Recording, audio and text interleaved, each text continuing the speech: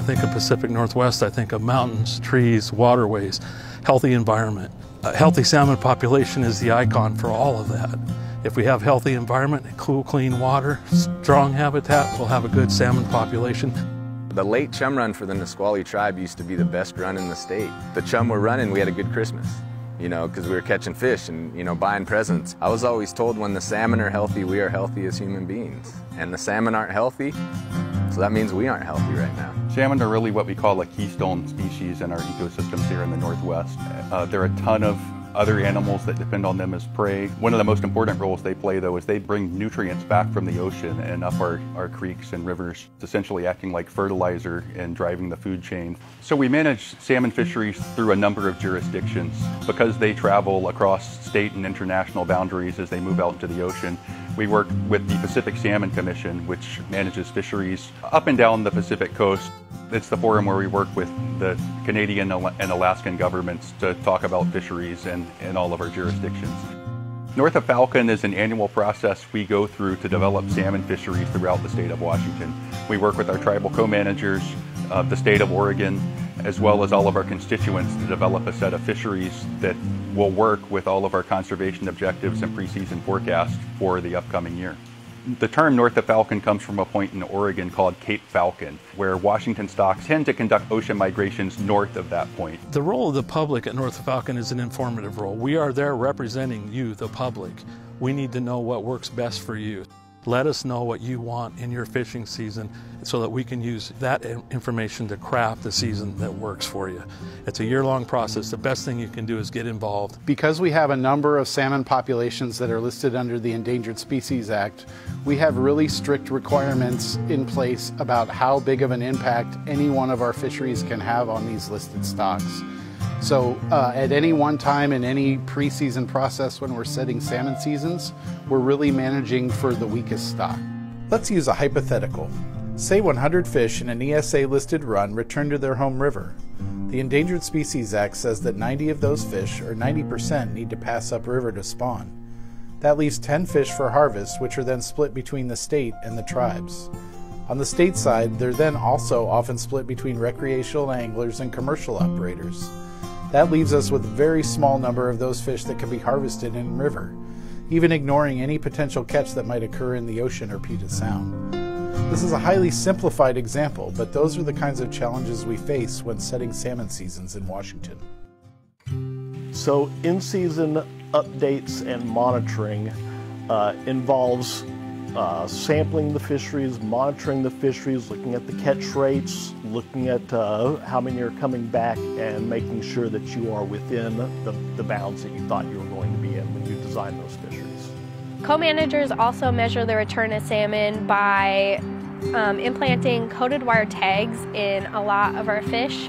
As they return, we're able to collect those coated wire tags after the salmon have had a chance to spawn, and that recovery, that data management piece is integral in ensuring that we know how many fish are going out and how many are anticipated to come back. So most of the fisheries in Puget Sound are what we call mixed stock fisheries, and this is because the majority of the fish that are migrating to the rivers are migrating at the same time. So they come in from the ocean and they'll kind of congregate in the Puget Sound from all different river systems before they then go off into their natal rivers to spawn. Threatened and endangered stocks, similar to the Still-Guamish Chinook, can have lasting ramifications all throughout Puget Sound fisheries.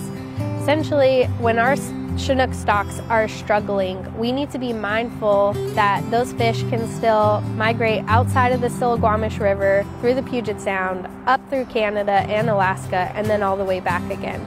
Sometimes that can mean reduced harvest opportunities for southern U.S. fisheries, and especially those in the Puget Sound. As we implement fisheries in those waters, we have to account for the impact on all of those stocks, whether they be Puget Sound stocks, Columbia River stocks, Oregon stocks, Canadian stocks. Part of that means that the math and the science that we've developed requires us to be mindful of these stocks during the salmon season process, and that is a challenge each and every year, but it's something that we have to do to ensure that we're meeting those ESA requirements and allowing these salmon stocks to recover.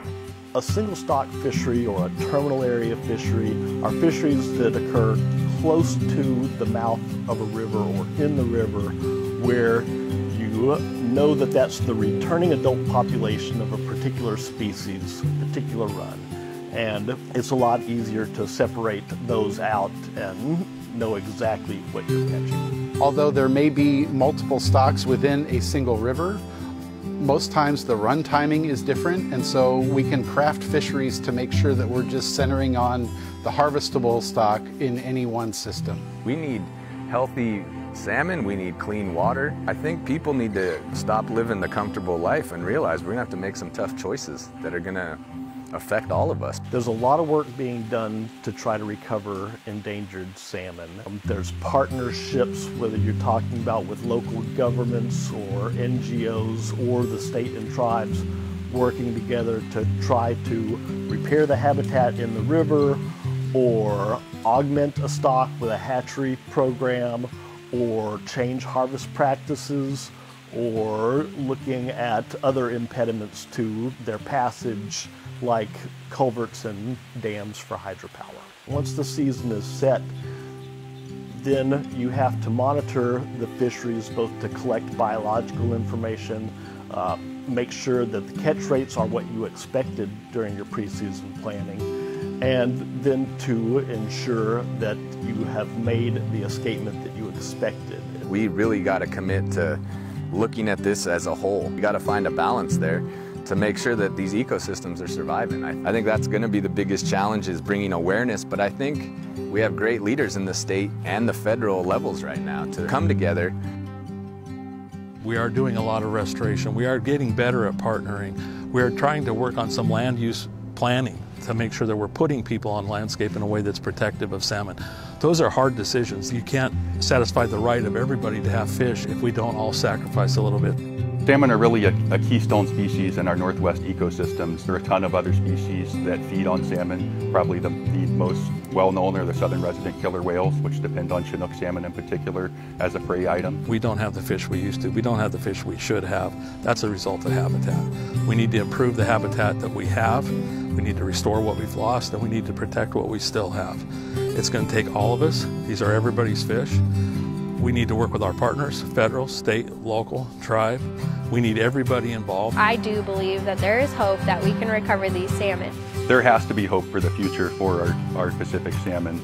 They're really an icon in the Northwest, and we have to do everything we can to rebuild these populations and sustain them into the future.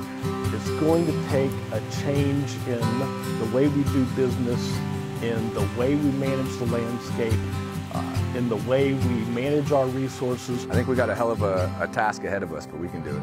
I have to believe that as long as there's people in the Northwest that care about salmon, there's going to be hope for recovery. I couldn't do what I do if there wasn't hope.